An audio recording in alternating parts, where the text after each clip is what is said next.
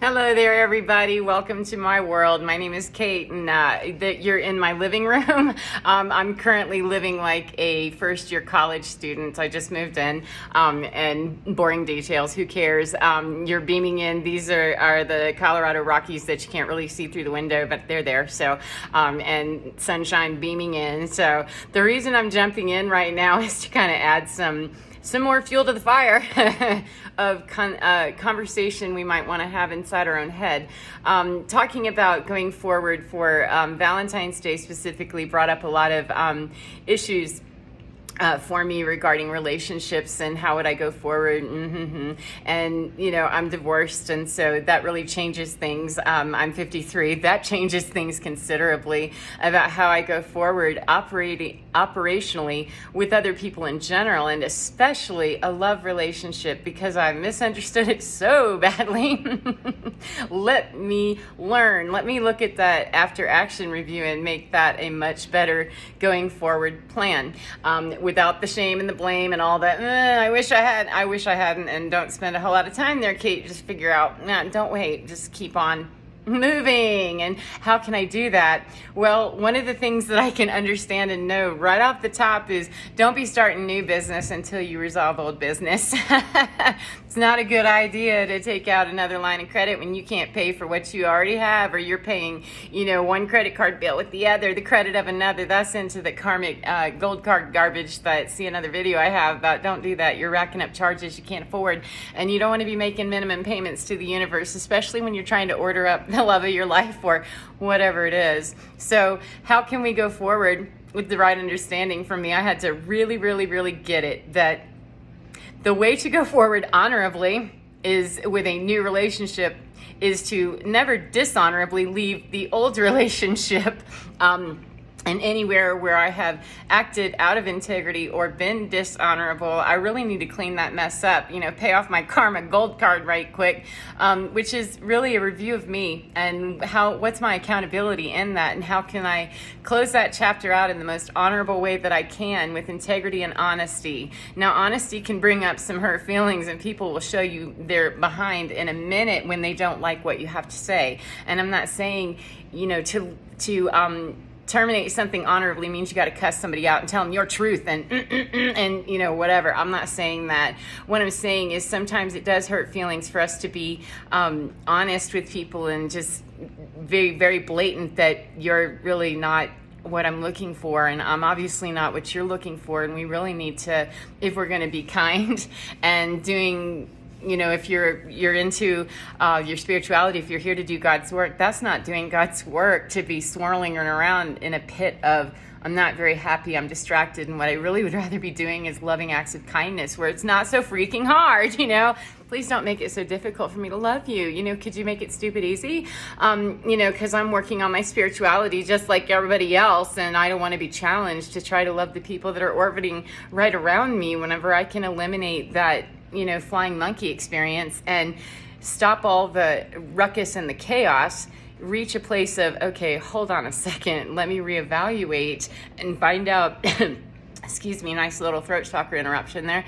Find out, is the chaos me? Is it them? And, not looking to finger the perp necessarily, find accountability and make sure that any part that is mine, that's the part I really need to be spending my time balancing the books on, and not so much looking to anybody else to make sure they have their fair share, and they'll do, because they're not going to pay any of my karmic debt for me. And guess what? By not hanging out in that energetic place, I'm not going to be paying their karmic debt anymore.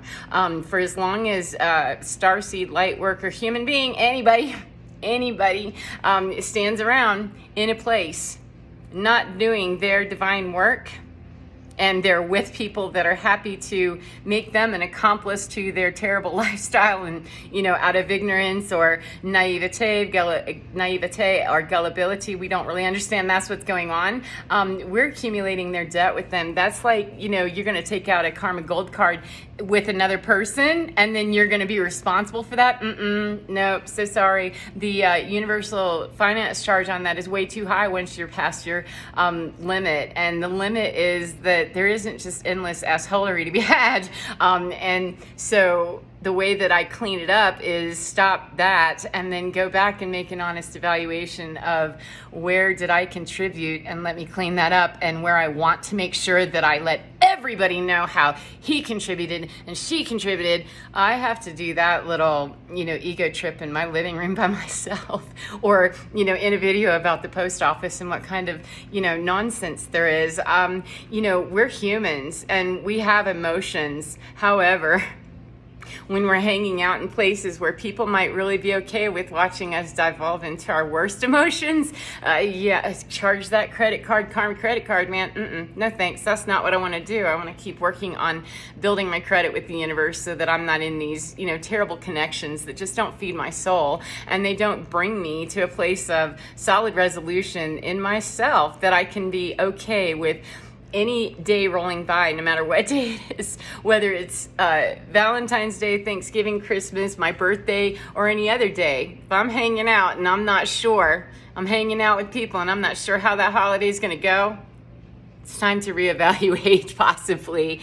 And, the short term or even the occasional forever feeling of sadness that would come up, once we kind of get over the other shoe drops and we go, and have that dark night of the soul about that particular person, issue, whatever it is, bundle of karmic confusion, once we get all of that unasked, then it's a matter of it's grief. Yes, it's grief, and it's not a daily, at least not in my experience. Like, yes, of course I cry and I have, sadness and all of this and, terrible dark nights of the soul. But when I'm running away from doing that work, it's just a way of life. It's called survival mode, and it sucks, and it doesn't get the work done. And then there's that incongruence of, I know I came here to do something, and I'm busy, distracted with not doing God's work. Then, excuse me, I'm cranky, I'm mean, I'm conflicted, and why? So I can stay in that, or I can just move towards that black hole experience of, I know I'm not going to really survive in my current state of being. I'm not going to survive that. I'm not going to make that tower, and that transmutation, that alchemy. Eyes up.